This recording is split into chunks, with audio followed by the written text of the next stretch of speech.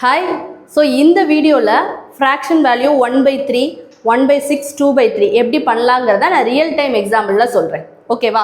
So first fraction value 1/3 எப்படி பண்ணலாம்னு பாப்போமா? So 1/3 means fraction valueல 1 percentageல 100%. இது ஆல்ரெடி நம்ம பார்த்தோம். So இத இப்போ நம்ம 3ஆ பிரிக்கணும். 1/3 இதோட வேல்யூ என்ன? இதுதான் நம்ம பார்க்க போறோம். இது வந்து நம்ம வந்து மெமரைஸ் பண்ண வேண்டாம். நம்ம ரியல் எக்ஸாம்பிளே சொல்கிறேன். நான் அதுக்காக தான் என்ன பண்ணியிருக்கேன்னா ஒரு 100 rupees நோட் எடுத்திருக்கேன். ஓகேவா? இந்த 100 rupees நோட்டை வச்சு தான் எப்படி நம்ம 1/3 பிரிக்கிறோம்னு சொல்ல போகிறேன். ஓகேவா? இப்போ உங்கள் கையில் என் கையில் 100 rupees நோட் இருக்கா? இதை நான் 3 பேருக்கு ஈக்குவலாக பிரித்து கொடுக்கணும். 3 ஸ்டூடெண்ட்ஸுக்கு ஈக்குவலாக பிரித்து கொடுக்கணும்னு வச்சுக்கோங்க. அப்போ நான் எப்படி பிரிப்பேன்? ஸோ அதை தான் இப்போ லைவாக உங்களுக்கு ஷோ பண்ண போகிறேன். இப்போ என்கிட்ட 100 rupees இருக்குது. இதை 3 பேருக்கு கொடுக்கும்போது ஃபஸ்ட்டு நான் பிளான் பண்ணுறது என்ன பண்ணுவேன்னா, ஓகே இந்த 100ல் ஃபஸ்ட்டு என்ன பண்ணலாம், எல்லாருக்குமே 30 rupees ஃபஸ்ட்டு கொடுத்துடலாம் அப்படின்னு பிளான் பண்ணுறேன். ஸோ நான் அதுக்காக 30 rupees கொடுக்கவா? ஸோ ஃபஸ்ட்டு இது 20 ப்ளஸ் ஒரு 10 30 வந்துருச்சா? இங்கே ஒரு 30 வந்திருக்கா? ஸோ 20 + 10 30 இருக்கா? ஸோ அதே மாதிரி இன்னொரு 30 20 + 10 ஏன்னா அதுக்கப்புறம் இன்னொரு 30 3 10 rupees நோட்டு. ஓகேவா? 3 10 rupees நோட்டு. இது 30யா? இங்கே ஒரு 30 rupees, இங்கே ஒரு 30 rupees, இங்கே ஒரு 30 rupees. 3 30 வந்துருச்சா? இப்போ டோட்டலாக எவ்வளோ இருக்குது? 30 + 30 + 30 எவ்வளவு? 90 கம்ப்ளீட் ஆயிடுச்சா? என் கையில் 100 rupees இருந்துச்சு. இந்த 100 rupeesல நான் 90 rupees-ஐ பிரித்து கொடுத்தாச்சு. 30 13 பிரித்து கொடுத்தாச்சு. இனி ரிமைனிங் என் கையில் என்ன எவ்வளோ rupees இருக்குது? ஒரு 10 rupees இருக்கா ரிமைனிங்? பேலன்ஸ் இனி 10 rupees தானே இருக்குது. நான் 100 rupeesல இவங்களுக்கு ஒரு 30 3 பேருக்கு கொடுக்குறேன். ஃபஸ்ட்டு ஒருத்தருக்கு 30 கொடுத்தாச்சு, அடுத்த ஒருத்தருக்கு 30 கொடுத்தாச்சு, அடுத்ததும் 30 கொடுத்துட்டேன். இப்போ ரிமைனிங் என்கிட்ட இருக்கிற இந்த 10 rupees-ஐ நான் என்ன பண்ணுவேன்னா இதையும் இந்த 3 பேருக்கு ஈக்குவலாக பிரிக்கணும். இந்த 10 வந்து 3க்கு டிவைட் ஆகுமான்னு பார்த்தீங்கன்னா கண்டிப்பாக டிவைட் ஆகாது. 10 வந்து 3க்கு டிவைட் ஆகாது. அவன் 10க்கு பக்கத்தில் இருக்க ஏதோ ஒரு நம்பர் 3க்கு டிவைட் ஆகும். அது என்ன நம்பர்? 10க்கு பக்கத்தில் இருக்க 9 வந்து 3க்கு டிவைட் ஆகும். இப்போ நம்ம கையில் 9 rupees இருக்குன்னு வச்சுக்கோங்க. 3 பேருக்கு ஈக்குவலாக பிரிக்கணும்னா எப்படி பிரிப்போம்? 3 rupees 3 rupees 3 rupees இப்படி தானே பிரிப்போம். நான் ஸோ உங்களுக்கு அதை மாதிரி பிரித்து காட்டுறேன். நாங்கள் 3 rupees உங்களுக்கு எடுத்திருக்கேன். ஸோ ஃபஸ்ட்டு பர்சனுக்கு நான் 3 rupees கொடுக்குறேன். ஓகேவா? என் கையில் இருந்த 10 rupeesல ஃபஸ்ட்டு பர்சனுக்கு 3 rupees கொடுத்தாச்சு. செகண்ட் பர்சனுக்கும் நான் 3 rupees கொடுக்குறேன். கிளியரா? அதே மாதிரி தேர்டு பர்சனுக்கும் நான் 3 rupees கொடுத்துட்டேன். இப்போ ஒவ்வொருத்தருக்கும் எவ்வளோ இருக்குது பாருங்கள். 33 33 33 இருக்கா? இப்போ டோட்டலாக 33 டோட்டலாக எவ்வளவு? 99 rupees கம்ப்ளீட் ஆயிடுச்சா? இனி என் கையில் எவ்வளோ rupees தான் இருக்குது? 1 rupee தான் இருக்குது. இந்த 1 rupee நம்ம என்ன பண்ணணும்? அதையுமே எல்லாருக்கும் ஈக்குவலாக பிரிக்கணும். அப்போ 1 rupee ஈக்குவலாக பிரிக்கணும்னா என்ன கொடுப்போம்? 1/3 1/3 1/3. இந்த 1 rupee-ஐ 3 பேருக்கு ஈக்குவலாக பிரிக்கணும்னா 1/3 இவங்களுக்கும் போகணும், அந்த 1 rupee/3 இவங்களுக்கும் போகணும், 1 rupee/3 3 பேருக்குமே ஈக்குவலாக போகணும். அப்போ ஆல்ரெடி ஒரு 33 இருக்குது, ஒவ்வொருத்தருக்குமே 33 இருக்குது. இப்போ 1/3 இருக்குது. அப்போது ஃப்ராக்ஷன் வேல்யூ 100 1/3யோட ஃப்ராக்ஷன் வேல்யூ 33. என் கையில் 1 rupees இருக்குது, அதையும் 3 பேருக்கு ஈக்குவலாக பிரிக்கணும். அப்போது 1 rupee/3. அப்போது 1/3யோட ஃப்ராக்ஷன் வேல்யூ என்னது? 1/3 ஃப்ராக்ஷன் வேல்யூவோட பர்சன்டேஜ் வேல்யூ என்னது? 33 1/3%. கிளியரா? புரியுதா? ஸோ இதை வச்சு எப்படி 1/6 எடுக்கலாங்கிறத நான் இப்போ ஷோ பண்ணுறேன். 1/3 33 1/3%. கிளியராக புரியுதா? நெக்ஸ்ட்டு இந்த 1/3-ஐ வச்சு நீங்கள் 1/6 2/3 எல்லாமே எடுத்துடலாம். இப்போ 1/3 நமக்கு தெரிஞ்சிருச்சு. அப்போ 2/3 எப்படி எடுக்கலாம் பார்க்கலாமா? 1/3 நமக்கு தெரிஞ்சிருச்சு. இப்போ நான் அடுத்தது 2/3 எடுக்க போகிறேன். 2/3 எடுக்கிறேன். இப்போது இந்த 2/3னா 1/3க்கும் 2/3க்கும் என்ன டிஃப்ரென்ஸ் இருக்குது? ஒரு 2-வை நியூமரேட்டரில் மல்டிப்ளை பண்ணியிருக்கோம். 1/3 2/3 என்னன்னு பார்த்தீங்கன்னா ஒரு 2-வை நியூமரேட்டரில் மல்டிப்ளை பண்ணியிருக்கோம். அப்போது இங்கே இருக்கிற எல்லாரையுமே 2ஆல் மல்டிப்ளை பண்ணணும். அவ்வளோதான். இப்போ இங்கே 2/3 மல்டிப்ளை பண்ணியிருக்கோம், நியூமரேட்டரில் 2ஆல் மல்டிப்ளை பண்ணியிருக்கோம்னா இங்கே இருக்கிற எல்லாரையுமே 2ஆல் மல்டிப்ளை பண்ணணும். 33-ஐ 2ஆல் மல்டிப்ளை பண்ணால் என்ன வரும்?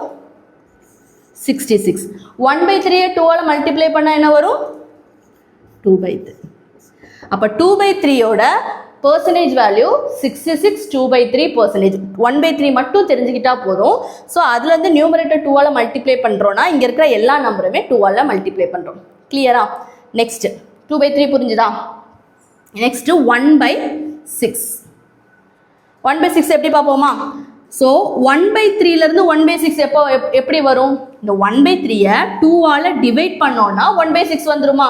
அப்போ இங்கே இருக்க எல்லா நம்பரையுமே 2ஆல் டிவைட் பண்ணணும். அப்போ 33 1/3 2ஆல் டிவைட் பண்ணோம்னா 2ஆல் டிவைட் பண்ணுறேன். முதல் 33 2ஆல் டிவைட் பண்ணுறேன். 33 2ஆல் டிவைட் பண்ணால் என்ன வரும்? இந்த இடத்துல மேலே எழுதுகிறேன். 33 2ஆல் டிவைட் பண்ணால் என்ன வரும்? 33/2. அப்படின்னா என்ன வரும்? இதுக்கு பக்கத்தில் இருக்க ஈவன் நம்பர் 32. 32ல் பாதி 16, 1ல் பாதி 0.5. அப்போ 16.5ன்னு வரும். கரெக்டாக? அதே மாதிரி 1/3யும் 2ஆல் டிவைட் பண்ணும். அப்போ 1/3 2ஆல் டிவைட் பண்ணால், ஏன்னா இதை 2ஆல் டிவைட் பண்ண 33 2ஆல் டிவைட் பண்ணால் 16.5.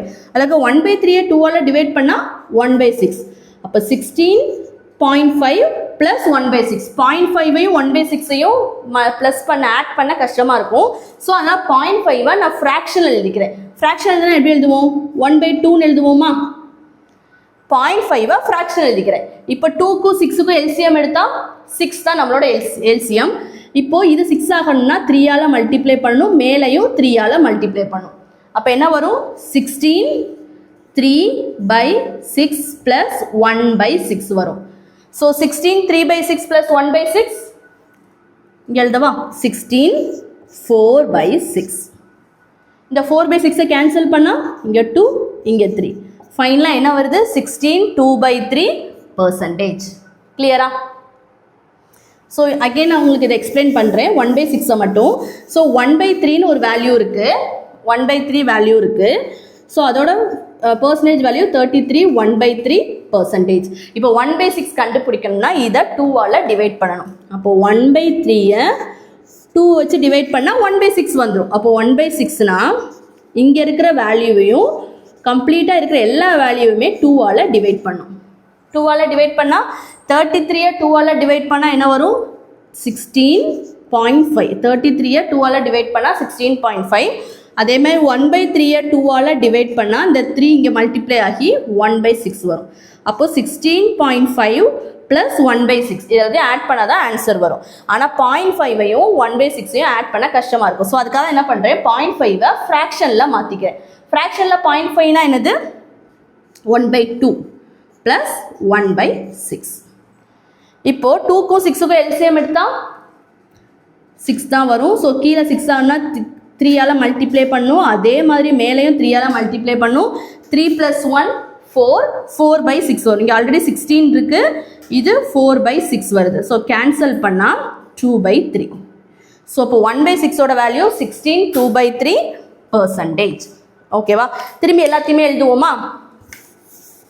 ஸோ காயின் நம்ம ருபீஸ் 100 ருபீஸை ஈக்குவலாக பிரித்து கொடுத்து 1/3னா என்னென்னு பார்த்துட்டோம். 1/3னா 33 1/3%.